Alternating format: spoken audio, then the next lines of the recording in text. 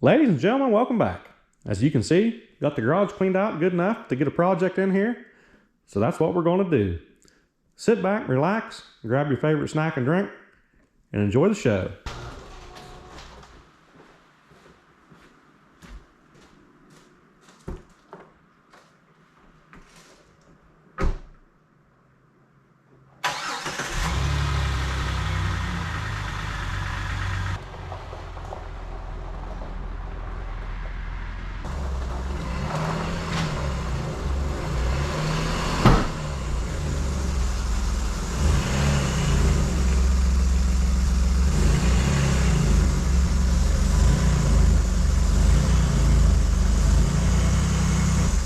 First things first, where do I even begin?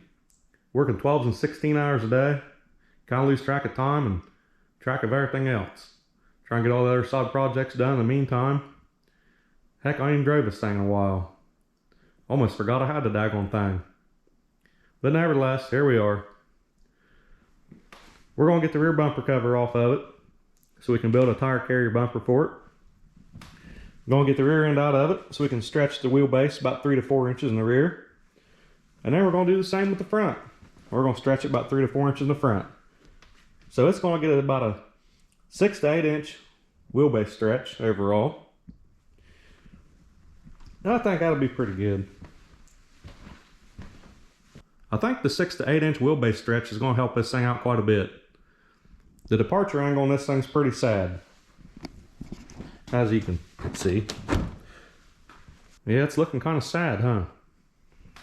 Here's front axle out of 2015 Rubicon.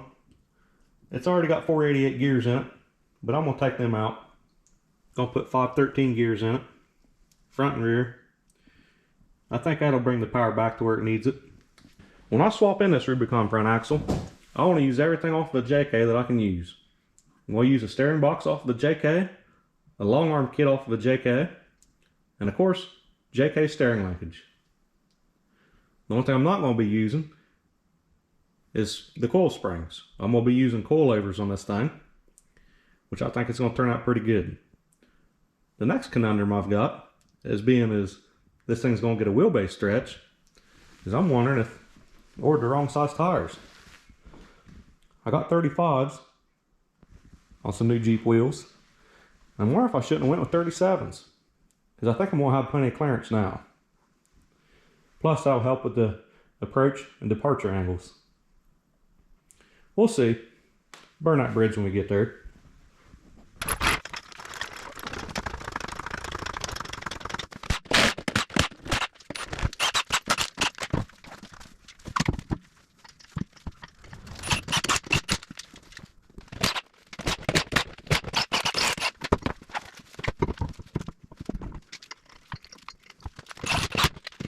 .35's kind of fit in the rear.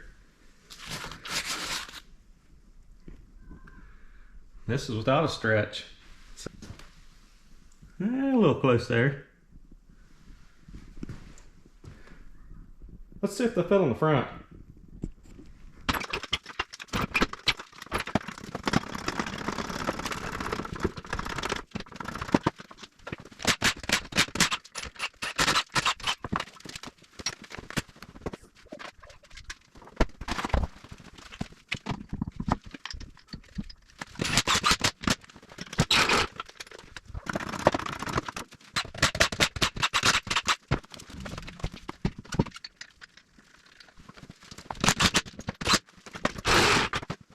We went from looking pitiful to presentable. Of course, these 35s are on here just for reference. I think what I'm going to do is go ahead and build this thing for 37s and use these 35s. And then save up a couple dollars and get some 37s.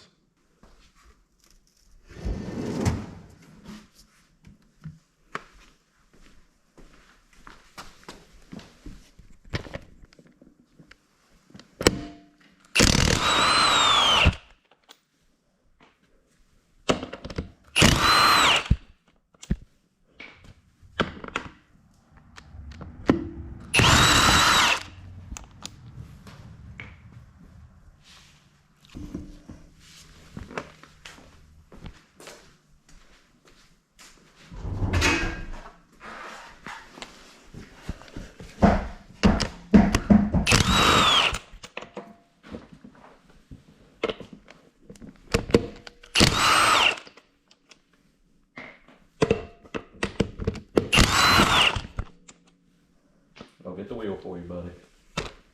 Alright. Alright, buddy, what do you think we should unbolt next? I don't know, maybe the shock, the control arm, or the brake bracket. Yeah, let's do the shock first, then we'll get the brakes tied up, and we'll work on the rest of it. How's that sound? Good.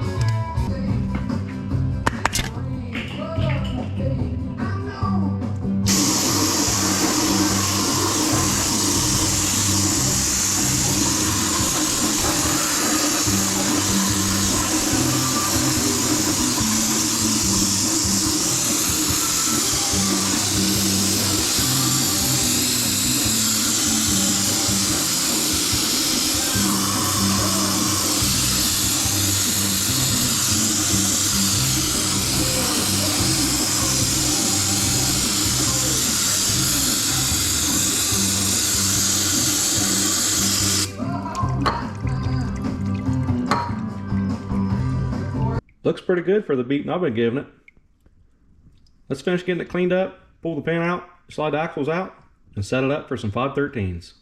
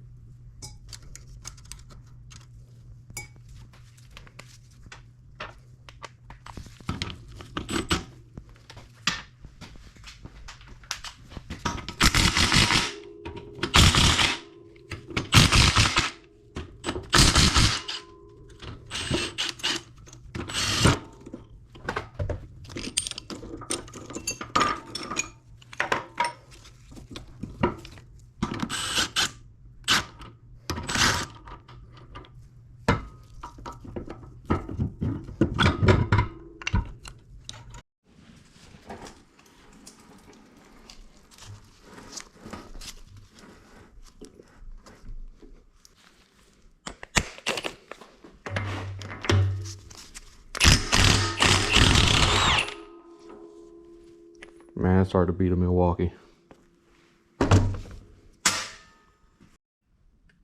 Got the axle housing all cleaned up.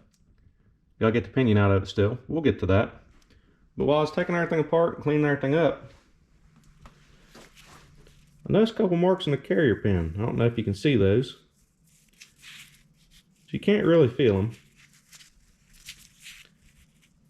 You can see them, but you can't really feel them. I noticed corresponding marks on the locker halves.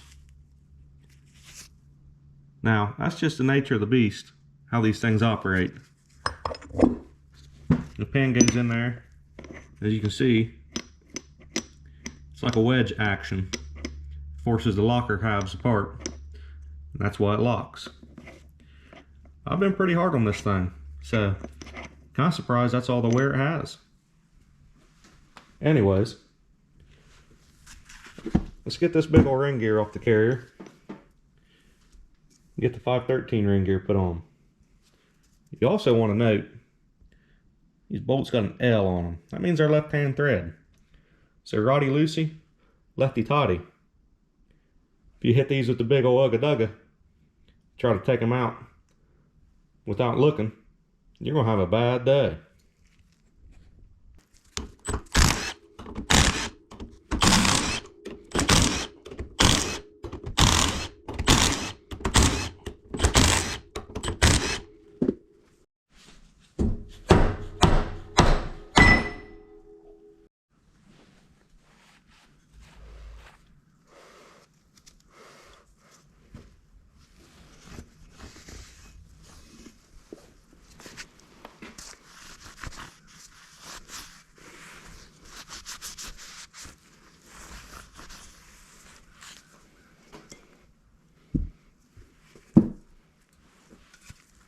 Now you can take a file or a straight edge and check for high spots, but I've never, to this day, on any gear set I've done, found a bad spot. Maybe I've just been lucky.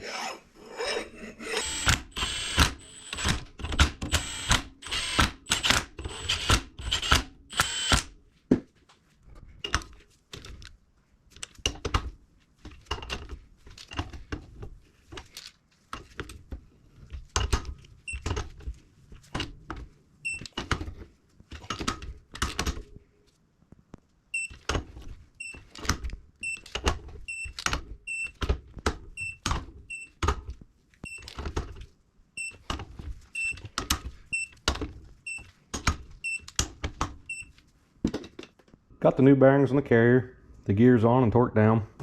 Got it all cleaned up. Pinions in there. Got new bearings on it. Well, still gonna put this guy on. But I went ahead and made a tool for the adjusters. I have an old pipe plug and a long lug nut socket. Since I can't find my other tool, I'll probably loan it out and have no idea who I loaned it out to. So, no sense in trying to get it back. Let's get these in there, get the caps on, get a good pattern going. We can button this up and move on to the next thing. Okay, 64.7.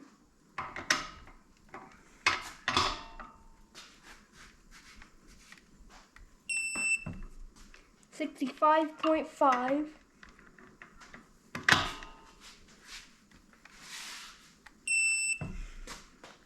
67.6.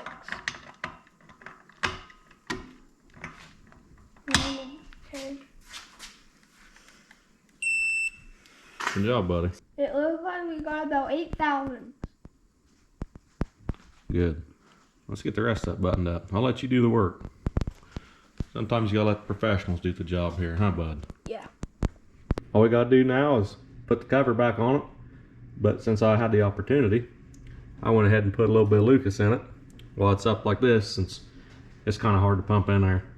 So, gonna get the cover on it, get it back in. Well, a little bit of time has passed since I got this buttoned up. And in that little bit of time, I was able to find a Synergy long arm lift for the rear of this thing. It's for JK, but I'm gonna adapt it to make it work instead of extending the trailing arms like I was talking about. It also comes with 2 front long arms. So all I gotta do now is order 2 more front long arms and brackets. So, score for me on the old Facebook. And I think we're gonna have the axle probably move back to about here. We'll see. We'll burn that bridge when we get there. Let's get the rear axle in though and see what we can do.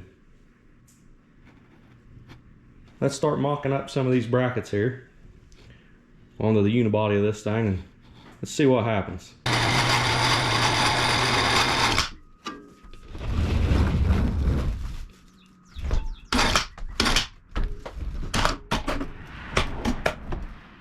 Gotta have someplace to put it while I cut, weld, and grind.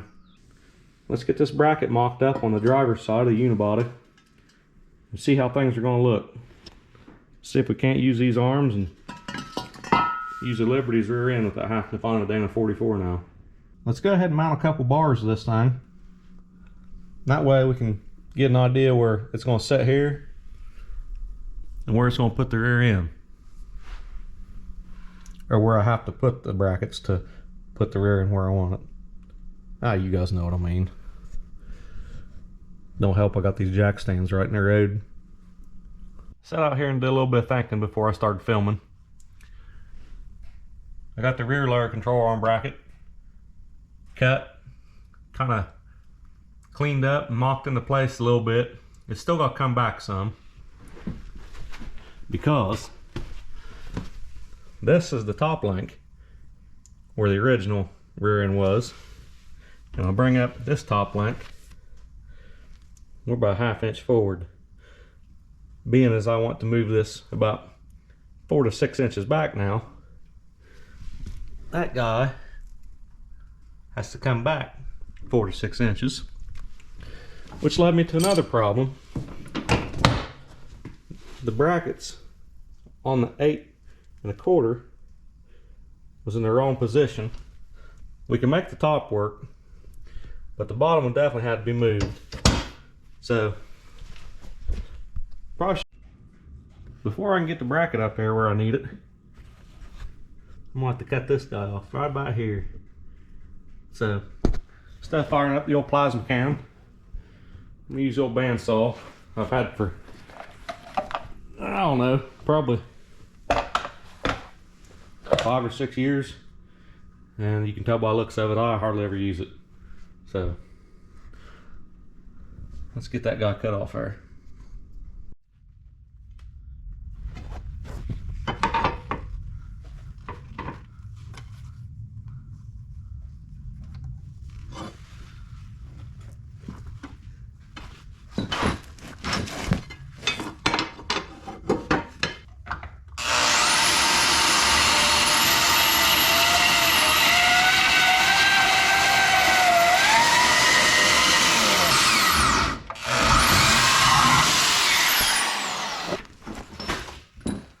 Well, there ain't no going back now. At least not easily. I think I got the bracket just about where I want it. Line it up with this overlap here for the original lower control arm bracket, where it's all beefed up against the unibody. I'll measure the other side just to be sure it's about the same, and you know, give us a good chance of getting their rear end in there pretty square. It's got adjustment on the control arms, but still yet. This is going to give us, where this bracket's at now, this is going to give us about a 6 inch stretch. It's a little bit more than what I was going for, but I know it's kind of hard to tell. But center to center is just about 6 inches. So, like I said, it's a little bit more than I was going for. And this arm's out right now because I've got a bolt stuck in it here to hold it up. But, like I was saying, it's a little bit more than I was going for. That 35 was crammed into here pretty good. So 6 inches away from there, it's gonna give us quite a bit of room. So if we want to run 37s later on down the road, we won't have any clearance problems. I've got the rear long arm brackets measured out and tacked in, about 99% sure where I want them. I've got them tacked in real good. So we're gonna get the rear end underneath here and make sure it's square, and then get the lower control arm mounts welded onto the rear end.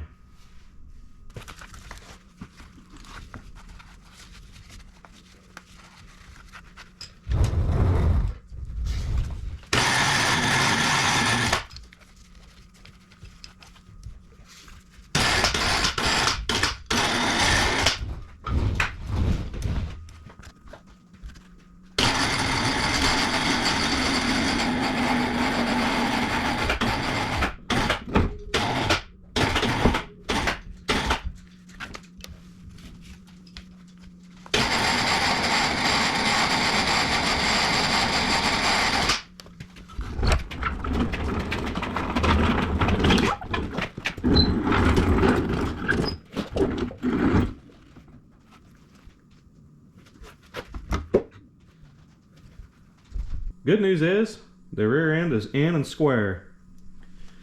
Bad news is lower control arms aren't hooked up, and the brackets I cut off aren't going to work. I thought maybe I could flip them around or move them, but not going to work. They're too short. They got to be about an inch taller, maybe 2. I'll measure for that, cut some out. But if I do it over again, I would have got a JK rear end instead of trying to make this Liberty rear end work. Either way, it'll be all right. One way or another, we're gonna get this thing set up, and I'd say it's gonna be a fun toy when it's all said and done. After a little bit more time than I thought it was gonna take, I finally got the brackets cut out, double checked that the rear end's square in there, right where it needs to be. So now I'm gonna tack in the brackets, double check everything, and then burn it all in and give it a good paint job. Made sure the brackets was where they need to be.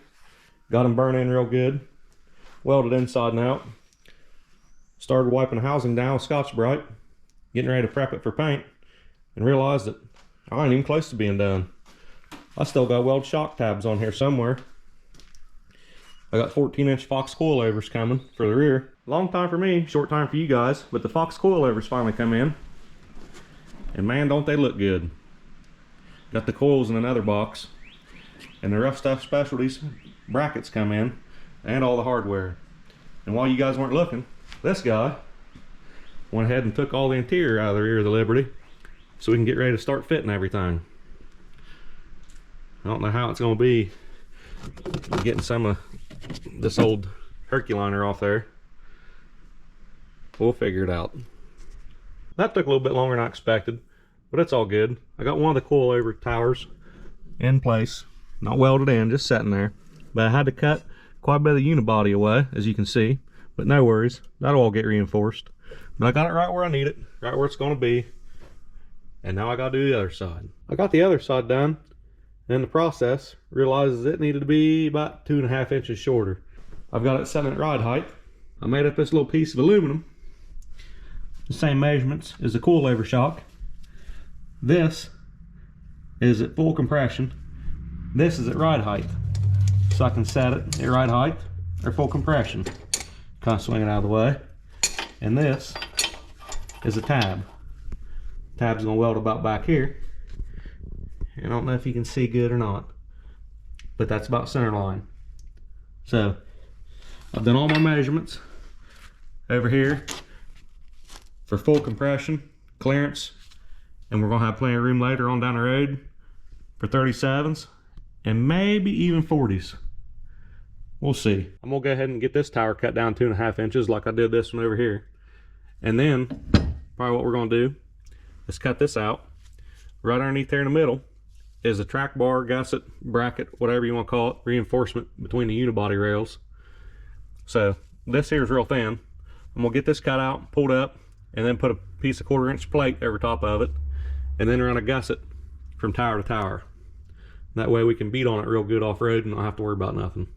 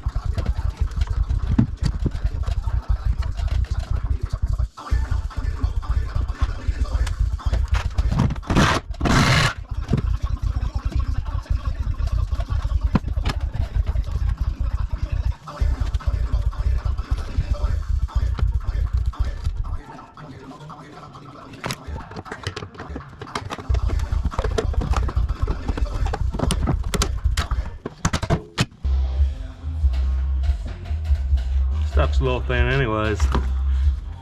Wouldn't done much good to weld to that. Now that metal's out of there, I can cut a piece of plate, 10 inches wide, 35 inches long. I'm gonna peel each side up, put the plate down, weld it in nice and neat, and then go from there.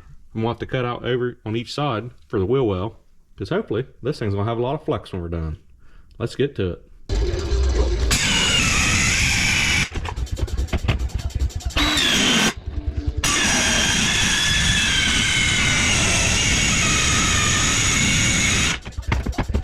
I hope this will hold the camera.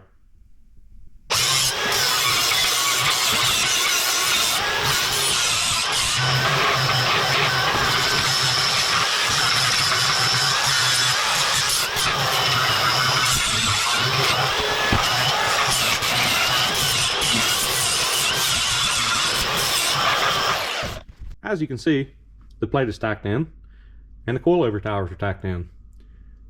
I did a lot of measuring and I got them where I need them, and also cut a little bit more of the body out, but I'm gonna build new wheel wells anyway. I think this thing's gonna turn out pretty good.